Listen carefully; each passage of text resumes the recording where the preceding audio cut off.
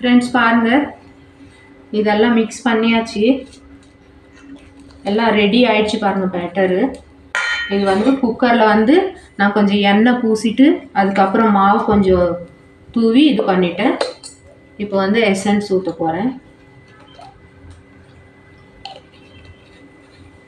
Essence ஊற்றி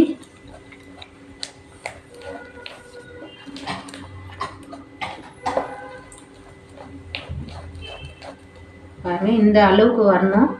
ரொம்ப கட்டியாகவும் இருக்கக்கூடாது, ரொம்ப தண்ணியாகவும் இருக்கக்கூடாது. அப்போ தான் நல்லா வரும் கேக்கு.